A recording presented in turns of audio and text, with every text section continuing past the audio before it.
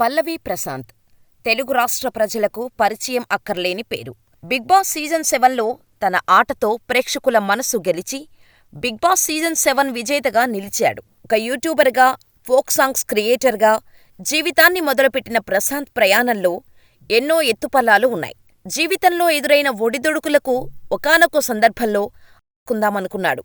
కాని భూమిని చీల్చుకొని పైకి వచ్చే విత్తులా ఎదుగుతూ రైతుగా కొత్త జీవితాన్ని మొదలుపెట్టి సోషల్ మీడియాలో రైతు బిడ్డగా ట్రెండింగ్ సృష్టించాడు. బిగ్ బాస్ సీజన్ 7 విన్నర్ అయిన తర్వాత కూడా పల్లవి ప్రశాంత్ చుట్టూ వివాదాలు చుట్టుకున్నాయి. తాజాగా బెట్టింగ్ యాప్స్ ప్రమోషన్స్ చేసేవారి భరతం పట్టడంతో పల్లవి ప్రశాంత్ మరొకసారి వార్తల్లోకి వచ్చాడు. ప్రపంచ యాత్రికుడు నా అన్వేషణ ఫేమ్ అన్వేష్ పల్లవి ప్రశాంత్ను టార్గెట్ చేయటంతో చిక్కుల్లో పడ్డాడు. అన్వేష్ పల్లవి ప్రశాంత్ని ఎందుకు టార్గెట్ చేశాడు? ప్రశాంత్ బెట్టింగ్ యాప్స్ ప్రమోట్ చేశాడా? రైతు బిడ్డ ఆటగాడయ్యాడా? పల్లవి ప్రశాంత్ బ్యాక్గ్రౌండ్ ఏమిటో ఈ వీడియోలో తెలుసుకుందాం. పల్లవి ప్రశాంత్ది సిద్దిపేట జిల్లా గజ్వేల్ మండలం కొల్లూరు. తండ్రి సత్తయ్య రైతు. డిగ్రీ వరకు చదువుకున్న ప్రశాంత్కు చిన్నప్పటి నుంచే కల్చరల్ యాక్టివిటీస్ అంటే చాలా ఇష్టం.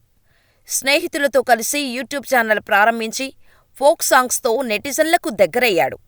ఈ క్రమంలో యూట్యూబ్ ఛానల్ విషయంలో స్నేహితుల మధ్య వివాదం తలెత్తటంతో అప్పటివరకు సంపాదించిన డబ్బుతో పాటు ఛానల్ను వదులుకోవాల్సి వచ్చింది. దీంతో తీవ్ర మనస్తాపానికి గురై ఆత్మహత్య చేసుకోవాలనుకున్నాడు. ఇదే విషయాన్ని తన తండ్రికి చెబితే, బిడ్డా, నువ్వు అలాంటి పని చేస్తే మేము బతకం. మళ్ళీ నువ్వు చెయ్యాలనుకున్నది చెయ్యి. నేను నీకు అండగా ఉంటా అని చెప్పటంతో ప్రశాంత్ తన నిర్ణయాన్ని మార్చుకున్నాడు. తండ్రికి వ్యవసాయ పనుల్లో సాయం చేయడం మొదలుపెట్టాడు. ఇలా రైతులు పడుతున్న ఇబ్బందులు, సమస్యలను వీడియోలుగా తీసి సోషల్ మీడియాలో పంచుకోవటంతో నెమ్మదిగా ప్రశాంత్కు అభిమానులు పెరిగారు. అన్నా, రైతు బిడ్డని, అన్నా మళ్ళొచ్చినా అంటూ పల్లవి ప్రశాంత్ తనదైన శైలిలో చెప్పే డైలాగులు, పలికించే హావభావాల వీడియోలు వైరల్ అవ్వటం మొదలుపెట్టాయి. ఈ క్రమంలో బిగ్ బాస్ షోపై ఆసక్తి పెరగటంతో ఎప్పటికైనా బిగ్ బాస్ షోకి వెళ్తా అంటూ నాగార్జున సార్కి నా వీడియోలు చేరే వరకు షేర్ చేయండి అని చెప్పటం, ఇలా మరికొన్ని వీడియోలు చేయటం మొదలుపెట్టాడు. అక్కడితో ప్రశాంత్ ఆగిపోలేదు. బిగ్ బాస్లోకి వెళ్లటం కోసం బిగ్ బాస్ కొత్త సీజన్ మొదలుపెడుతున్నారని తెలియగానే అన్నపూర్ణ స్టూడియోస్ చుట్టూ తిరిగేవాడు. తండ్రి ఇచ్చిన డబ్బులు అయిపోతే పస్తులుండి అవకాశాల కోసం తిరిగాడు. అలా గత 2 సీజన్లకు ప్రయత్నించాడు ప్రశాంత్. కాని అవకాశం దక్కలేదు. అలా నిరాశతో ఊరికి వచ్చి, నేను బిగ్ బాస్కి వెళ్ళాలి, ఏదైనా సలహా ఇవ్వండి అని స్నేహితులను అడిగితే, నువ్వు బిగ్ బాస్కి వెళ్లడమా? అది అయ్యే పని కాదులే అంటూ ఎగతాళి చేసేవారు. వారు ఎంత ఎగతాళి చేసినా ప్రశాంత్ నిరాశపడలేదు. ఇంకా కసి పెంచుకున్నాడు. బిగ్ బాస్కి వెళ్ళి ఎలా అయినా నేనంటే ఏంటో అందరికీ నిరూపించుకోవాలి అనుకున్నాడు. తన ప్రయత్నంగా ఎప్పటిలాగానే వీడియోలు చేసి ఇవి నాగార్జునగారి వద్దకు వెళ్లే వరకు షేర్ చేయండి అంటూ నెటిజన్లను కోరటంతో అవి కాస్త ట్రెండింగ్ అయ్యాయి. అంతేకాదు, యూట్యూబ్లో బాగా ఫేమస్ అయిన కొందరిని కలిసి తనకు సపోర్ట్ ఇవ్వమని అడిగాడు. ఇలా ఎన్నో ప్రయత్నాల తర్వాత ఎట్టకేలకు సీజన్ 7 కోసం బిగ్ బాస్ టీం ప్రశాంత్ను సంప్రదించటంతో ఎగిరి గంతులేశాడు. తండ్రి దగ్గరకు వెళ్లి, బాపూ, 500 రూపాయలివ్వు అని డబ్బులు తీసుకుని హైదరాబాద్ వెళ్లి బిగ్ బాస్ షో కోసం ఆడిషన్స్ ఇచ్చి యూట్యూబర్గా, రైతు బిడ్డగా బిగ్ బాస్ సీజన్ 7లో అడుగుపెట్టాడు ప్రశాంత్. ఇలా బిగ్ బాస్ సీజన్ 7లోకి అడుగుపెట్టిన తర్వాత పల్లవి ప్రశాంత్ చాలా ఇబ్బందులు పడ్డాడు. బయట పబ్లిక్లో కూడా నెగిటివిటీ తెచ్చుకున్నాడు. రతిక లవ్ ట్రాక్ కారణంగా చాలా ఇబ్బందులు పడ్డాడు. ఆ తర్వాత శివాజీ ఇచ్చే సలహాలతో, తన ఆట తీరుతో బిగ్ బాస్ ప్రేక్షకుల మనసులను గెలుచుకొని బిగ్ బాస్ 7 విన్నర్ అయ్యాడు. టైటిల్ సాధించి బయటకు వచ్చాడో లేదో జైలు జీవితం గడపాల్సి వచ్చింది. ప్రశాంత్ గెలిచి అన్నపూర్ణ స్టూడియో నుంచి బయటకు రావటంతో పల్లవి ప్రశాంత్కు ఘన స్వాగతం పలికేందుకు బిగ్ బాస్ 7 గ్రాండ్ ఫినాలే జరిగిన రోజు వందలాది మంది అభిమానులు అన్నపూర్ణ స్టూడియో వద్దకు చేరుకున్నారు. అలాగే ఇతర బిగ్ బాస్ ఫైనలిస్టుల అభిమానులు కూడా వచ్చారు. కానీ వీళ్లల్లో ఎక్కువ మంది పల్లవి ప్రశాంత్ అభిమానులే. అయితే సీజన్ ఆఖరిలో పల్లవి ప్రశాంత్తో గొడవ పెట్టుకున్న అమర్దీప్పై ప్రశాంత్ అభిమానులు కోపం పెంచుకోవటంతో దీన్ని మనసులో పెట్టుకున్న పల్లవి ప్రశాంత్ అభిమానులు రన్నరప్గా నిలిచిన అమర్దీప్ భార్య, తల్లితో కలిసి కారులో అన్నపూర్ణ స్టూడియోస్ నుంచి బయటకు వచ్చిన వెంటనే దాడి చేశారు. కారు అద్దం పగలగొట్టారు, రాళ్లు రువ్వారు. అలాగే మరికొంతమంది సెలబ్రిటీల కార్లపై కూడా దాడులు చేశారు. ఇక పల్లవి ప్రశాంత్ స్టూడియో నుంచి బయటకు వచ్చిన తర్వాత పోలీసులు హెచ్చరికలు బేఖాతరు చేస్తూ ర్యాలీ చేశారు.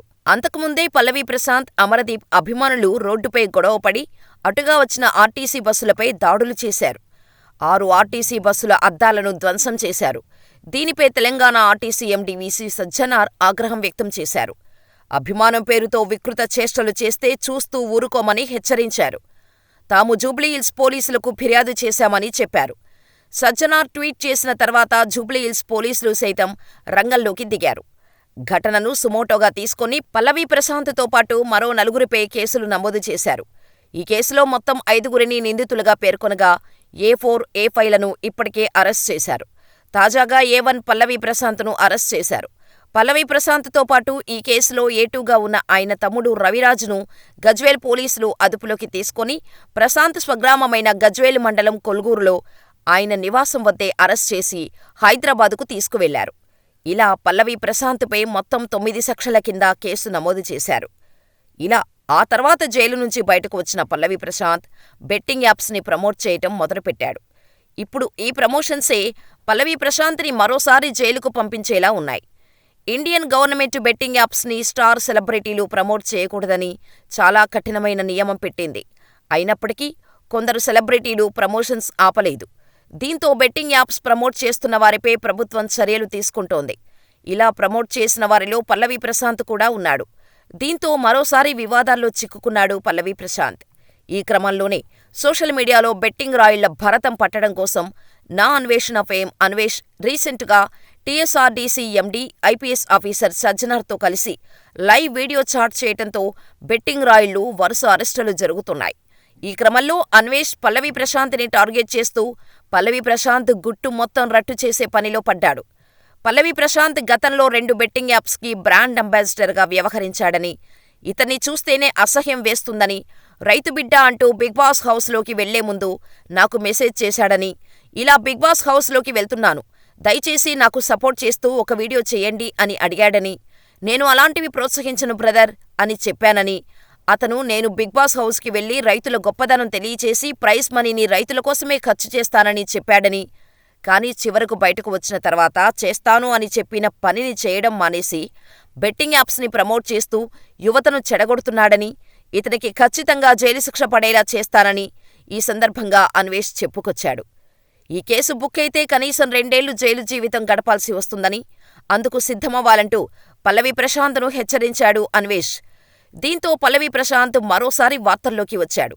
మరి మీరేమనుకుంటున్నారు? పల్లవి ప్రశాంత్ జైలుకు వెళతాడా? అన్వేష్ వర్సెస్ పల్లవి ప్రశాంత్లో గెలిచేదెవరు? మాకు కామెంట్ చేయండి.